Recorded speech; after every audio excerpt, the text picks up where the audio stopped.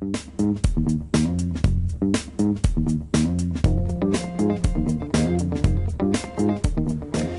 are some tax law changes that are taking effect next year, January 1st, and they could affect you. Vera Wright here, Vice President from Bank of Hawaii, joins us with a little bit more information. Vera, thanks for coming in. Thank you. Okay, so what changes are we talking about specifically?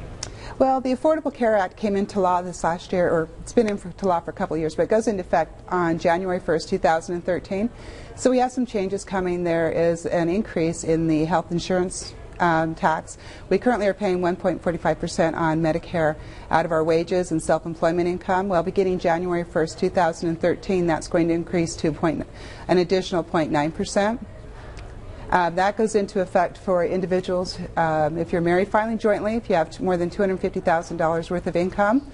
That will impact you, as well as other filers such as single or head of household if you have more than $200,000 in adjusted gross income. Okay. So are there any other areas that are going to experience these changes? Absolutely. There's another change coming in that's a 3.8% tax on net investment income, and that's going to affect your dividends, interest, capital gains. It doesn't affect tax-exempt interest.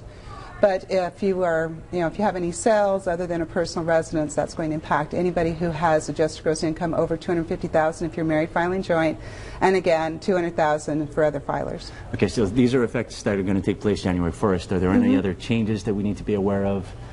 Yeah, there's some other pieces of that law that will impact a lot of people. One of the biggest ones is the increase in the thresholds for medical expense deductions.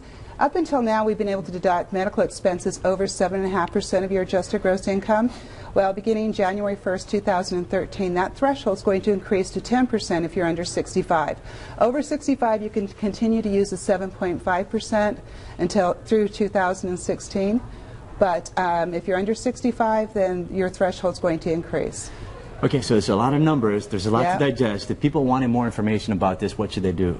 Well, obviously, you should talk with your tax advisors. There's a lot to think about. You may want to look at accelerating sales into 2013 so that you aren't paying the 3.8% tax on capital gains. Or you may want to look at planning some medical expenses that would be deductible in 2012 instead of waiting until 2013. Vera Wright from Bank of Hawaii, we appreciate this. Thank you for the information. All this will be on our website, hawaiinewsnow.com. You guys stick around for more. You're watching Sunrise.